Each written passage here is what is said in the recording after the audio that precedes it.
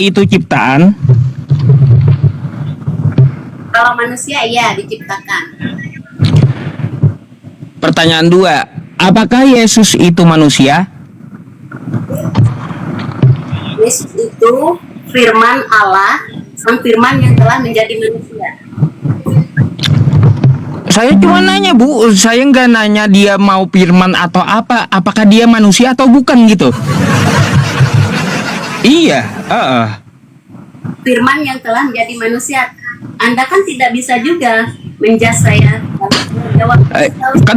kan jadi hasil akhirnya itu apa gitu loh, Yesus itu. Ya, sebagai juru selamat. Manusia.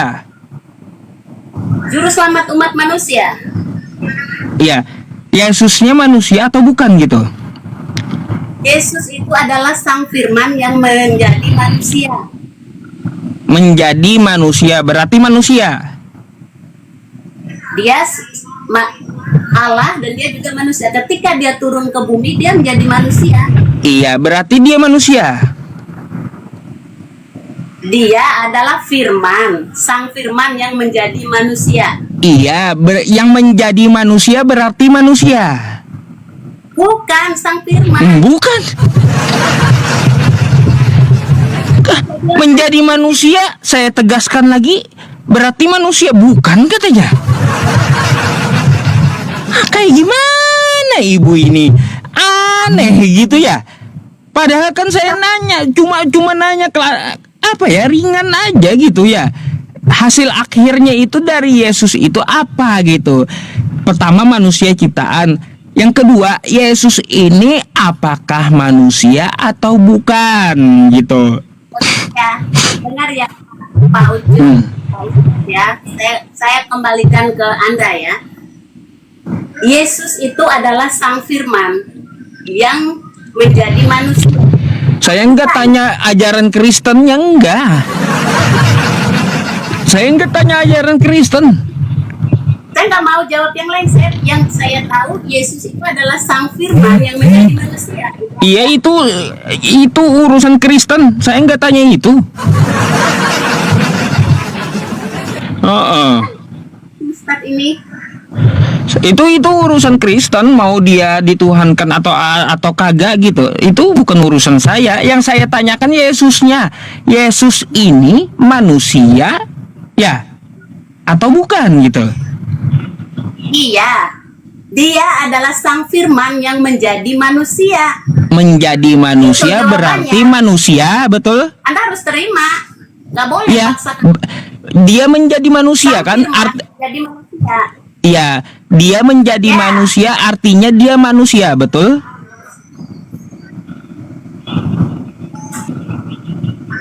Ya apa? Ya. Memang dia sang firman kok. Berat kali teman-temannya, berat kali jawabnya ibunya. Terus Saya kan hanya bertanya, Yesus apakah manusia? Kata ibunya, dia adalah firman yang jadi manusia. paham. Ya, firman yang jadi manusia. Berarti kan manusia, betul?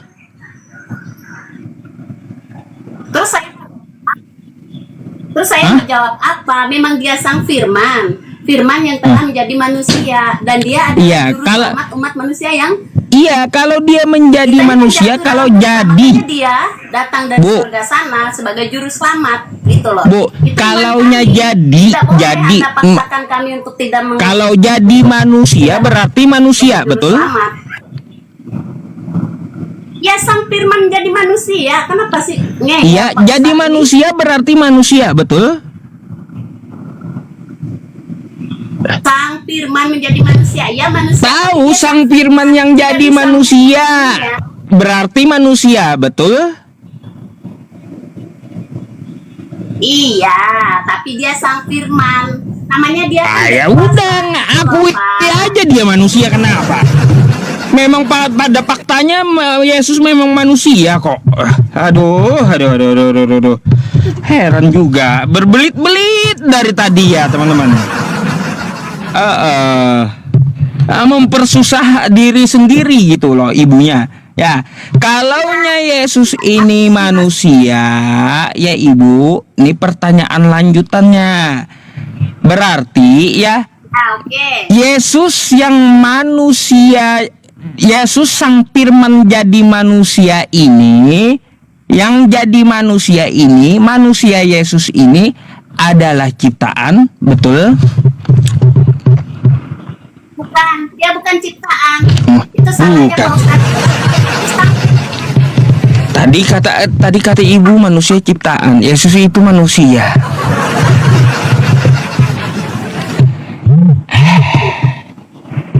Ada kayak gimana? Jawaban sendiri di obrak-abriknya teman-teman ya. Ada. Anda sendiri yang bilang manusia ciptaan, Yesus itu manusia. Ada. Lebih baik Anda nanya aja dah Bu sekarang. Ini Pak Ustadz. Pak Ustadz kan yang memaksakan saya untuk berbicara bahwa Yesus itu ciptaan, dia itu manusia. Enggak, saya hanya bertanya. Enggak memaksakan Anda.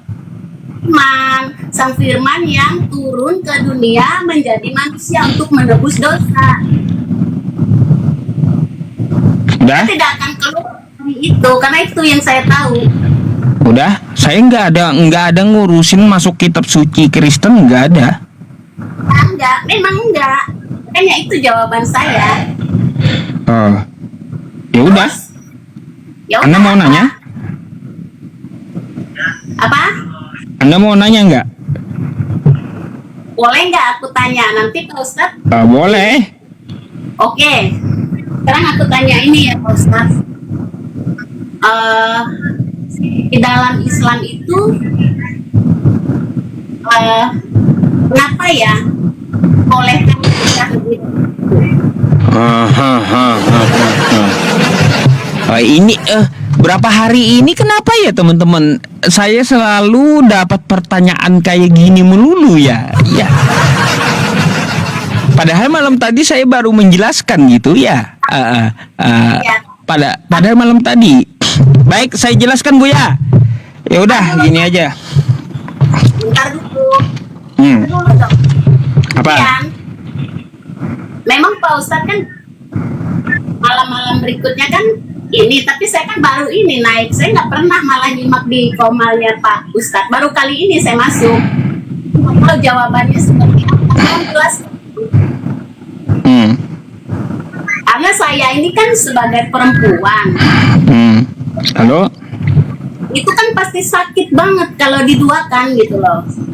Nah, apakah para istri itu tidak merasakan disakiti, dikhianati ketika suaminya menikah lagi? Kalau saya tidak menerima itu, saya memang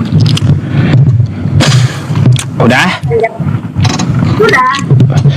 Baik, dengarkan penjelasan saya ya Bu ya. Makanya coba kita melihat dulu Bu ya, ajaran-ajaran sebelum Islam. Ajaran apa? Kita lihat dari ajaran Abraham. Abraham istrinya 2. Baik. Lanjut ya ke zaman Daud langsung ya. Daud istrinya 700, gundiknya 300 ya. 1000. Salomo istrinya 700. Tuh ajaran sebelumnya di kitab Anda tuh ya. Banyak kali istrinya 700 gitu. Terus lanjut ke zaman Yesus. Ternyata Yesus belum Bu, saya masih jawab. Ya, masih jawab. Terus lanjut ke zaman Yesus ya. Yesus tidak pernah melarang poligami dan Yesus tidak pernah menyinggung poligami. Lalu datanglah Islam ya, menyempurnakan syariat sebelumnya, membatasi poligami. Kagak boleh lagi sampai 1000 sampai 700 ya. Ya. Tapi dibatasi. Berapa batasnya? Dalam Quran surah An-Nisa ayat ketiga, wa in khiftum alla tuqsitu fil yatama Fankihu ma tobalakum minan nisa'i masna wa thulatha wa ruba'. Limitnya 4 ya. Tapi kata Quran limit 4 ini fa in khiftum alla ta'dilu fawahidah. Kalau kamu tidak mampu adil, menikah satu saja kata Quran. Ya, ajaran menikah satu saja hanya ada dalam Islam. Di ajaran sebelumnya tidak ada batasan berapa seorang laki-laki beristri. Datang Islam ya membatasi bahwa laki-laki menikah satu saja, dan kalau mau berpoligami itu berat banget gitu, syarat-syarat dan kewajiban-kewajibannya gitu. Nah, jawab? kenapa Bu? Boleh saya jawab sekarang? Iya. Oke, Kayak gimana? saya potong ya. Oke, Pak Ustadz tadi kan berbicara tentang di dalam perjanjian lama yaitu Abraham beristri 2. Itu Abraham itu menikah bukan atas perintah Tuhan, bukan perintah Allah, tapi karena istrinya yang tidak sabar, istrinya yang si Sarah itu, dia yang menyuruh si Abraham ini untuk mengandung si Hagar ya sebagai istri kedua. Itu bukan atas kehendak Tuhan. Tuhan tidak pernah memerintahkan Abraham untuk memilih istri yang lain. Itu karena atas saran dari si Sarah, istri pertamanya. Kemudian Daud itu dia memang dia beristri banyak, tapi dia juga bukan atas perintah Tuhan. Tuhan tidak pernah menyuruh beristri banyak. Daud saja, keinginan Daud. Makanya Daud kan juga pernah dihukum Tuhan. Kemudian Salomo dia beristri banyak juga, itu juga bukan perintah Tuhan. Lalu Ustaz kan bilang tadi Yesus tidak melarang poligami. Bagaimana Anda mengatakan bahwa seperti itu tidak melarang poligami, sedangkan kami di dalam kami apa yang dipersatukan oleh Tuhan antara suami istri adalah laki-laki dan perempuan, itu tidak boleh dipisahkan oleh manusia kecuali oleh Allah. Jadi Pak Ustaz jangan ngarang-ngarang, nggak ada di Kristenan itu boleh menikah lebih dari satu. Abraham menikah 2 itu bukan karena perintah Tuhan. Udah? Istrinya banyak bukan, tidak ada di Bible kamu harus menikah banyak, tidak. Memang ada Tuhan bahwa dia akan memberkati ya keturunan Yakub, Ishak dan Yakub itu seperti bintang di langit dan seperti pasir. Tapi dia tidak menyuruh untuk kamu harus menikah banyak, tidak. Itu tidak ada dalam Kristenan, tidak ada sama sekali. Udah? Boleh saya tanggapi? Gini loh Pak Ustadz, kalau Pak Ustadz Belum. Baik, lanjut dulu. Saya dengar dulu. Yesus itu tidak pernah melarang poligami, bahkan Yesus menyuruh poligami. Di mana ayatnya? Karena Yesus mengatakan di dalam firman itu, apa yang dipersatukan oleh Allah itu tidak boleh diceraikan oleh manusia kecuali oleh maut. Kami itu Pak Ustadz, kalau kami sudah menikah satu kali ini, kalau hidup benar-benar dalam kekristenan ya, kalau menikah satu, misalkan salah satu ini berkhianat, berselingkuh, bercelanglah mereka ini karena memang tidak bisa dipersatukan lagi. Misalnya salah satu mereka menikah, itu namanya juga zina, tidak kudus lagi pernikahannya. Seperti itu. Itu yang saya pahami di dalam kekristenan. Jadi di dalam kekristenan itu yang namanya pernikahan itu benar-benar sakral. Makanya sebelum menikah itu ada yang pranikah. Udah? Bukan cuma sini menikah sah gitu, enggak. Udah? Ya silakan. Baik, ya. Bu, saya udah bilang Yesus tidak ada menyinggung masalah poligami, nggak ada. Yesus kagak melarang poligami dan Yesus tidak pernah mengatur poligami. Jika ada, tunjukkan sama saya ayatnya, ya. Coba mana Yesus mengatur poligami? tunjukkan, carikan, silahkan Anda cari kitab Anda. Itu yang pertama. Yang kedua, ya Bu ya, yang kedua, Anda mengkritik masalah Salomo dari Tuhan atau bukan, Daud dari Tuhan atau bukan. Yang jelas ya, mereka di zaman dulu tidak ada limit ya, berapapun istrinya, yang penting mampu gitu. Nggak ada limitnya gitu. Sampai Yesus datang pun kagak ada limit. Nah, terus Islam datang baru dikasih limit. Nah, gitu. Islam datang membatasi 4. Kalau kagak mampu adil, diperketat lagi, menikah 1 saja. Jadi syariat agama Islam itu menikah 1 saja, bukan 4 ya kayak dulu, bukan. Nah Bu, Ibu jangan ketrigger dengan poligami, karena Tuhan Ibu moyangnya pun dari hasil poligami. Ini saya jelaskan sama Ibu ya. Tuhan Ibu itu moyangnya poligami. Daud dengan Bersheba itu mereka menikah, kan gitu ya. Bersheba ini ada yang bilang istri kelima, ada yang bilang istri ke-8, ada yang bilang istri ke-12 dari Daud. Dari Bersheba itu menurunkan Salomo ya. Dari Salomo turun ke bawah, menurunkan Joakim. Joakim menurunkan ibunya Yesus. Ibunya Yesus menurunkan Yesus. Jadi ya, sangat penting poligami itu bagi Kristen Bu. Karena Tuhannya pun hasil dari poligami gitu loh. Kayak gimana? Dulu aku jawab ya. Ya silakan. Pak Ustadz itu kalau baca Bible jangan sepotong. Pak Ustadz ini pendalaman ininya belum sampai. Alkitab kami itu kalau kita tafsirkan harus dengan hikmat, nggak boleh asal yang tertulis di dalam Alkitab lalu perkataan seperti itu artinya tidak, berbeda Pak Ustadz. Kami memahaminya dengan hikmat Tuhan. Makanya itu apa yang banyak perumpamaan di dalam Alkitab itu. Kalau orang hanya membaca sepenggal-sepenggal, dia tidak akan paham. Kalau Pak Ustadz mengatakan bahwa nenek moyang kami poligami, ya, itu tidak benar. Mereka memang melakukan banyak istri, tetapi itu bukan atas perintah Tuhan. Pernah dalam kamu boleh menikah ini, itu mereka yang menentang.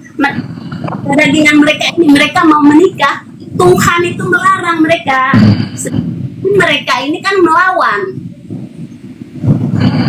Itu pemahaman. Kalau Pak Ustadz seperti itu, saya mau kata apa?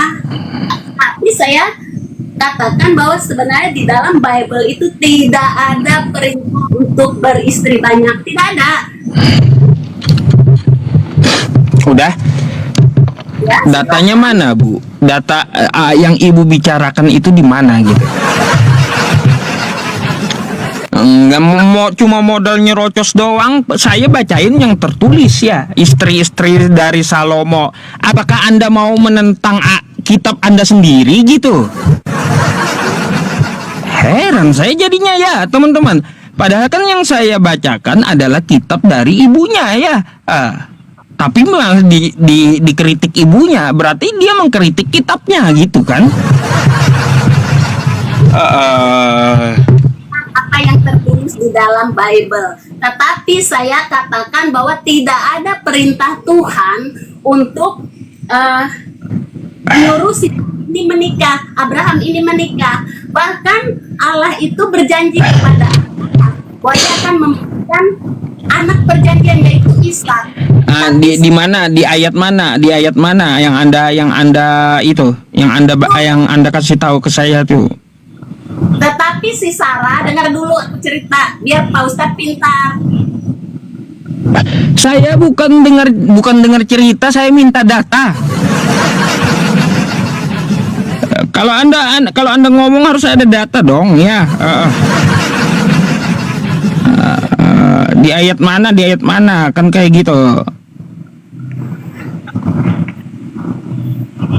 Masa nggak mau dengar ini orang menjelaskan? Itu kan kitab kami, yang lebih tahu dan paham kan kami. Ya makanya kalau anda lebih paham dan lebih tahu, makanya tunjukkan di mana di kitab anda bunyi yang anda sampaikan itu. Itu terdapat di dalam perjanjian lama, Pak Ustadz. Ya, di mana? Tunjukin. Ya, Pak Ustadz carilah. Loh, Anda yang menyebutkan, saya disuruh nyari. Kayak gimana teman-teman? Lain halnya ya, saya menyampaikan Al-Quran wa tammat kalimatu rabbika sidqan wa adla. Quran surah Al-An'am kata saya, ayat 115. Tuh, saya tunjukkan, saya yang wajib tunjukkan. Ketika Anda ngomong ya, Anda ngomong itu, Anda omongannya ngambil dari mana gitu loh. Dari Alkitab lah. Ya tunjukkan datanya di mana. Ada di Alkitab, cari aja. Iya, kalau di Alkitab Anda ada, tunjukkan sama saya, Bu. Masalahnya, Pak Ustadz, saya malas buka-buka Bible karena HP saya maunya HP ini kalau saya pakai. Saya itu Alkitabnya sekarang yang elektronik loh, yang ada di HP. Kalau saya buka di HP, saya akan keluar dari formal ini. Ya udah, kalau gitu ada yang mau Anda sampaikan, Bu? Ya. Sama penonton? Ya, yang pasti saya mau kasih tahu Pak Ustadz bahwa di dalam ajaran kekristenan di Bible kami tidak ada yang namanya Allah kami menyuruh Daud, Abraham, Salomo banyak. Tidak. Bahkan kami ketika kami menikah di gereja, Tuhan, apa yang dipersatukan oleh Allah tidak boleh diceraikan oleh manusia kecuali oleh maut. Karena kami menganggap pernikahan itu adalah sakral. Kita berjanji bukan sama-sama suami istri yang akan jadi satu ini, tapi kita berjanji kepada Tuhan.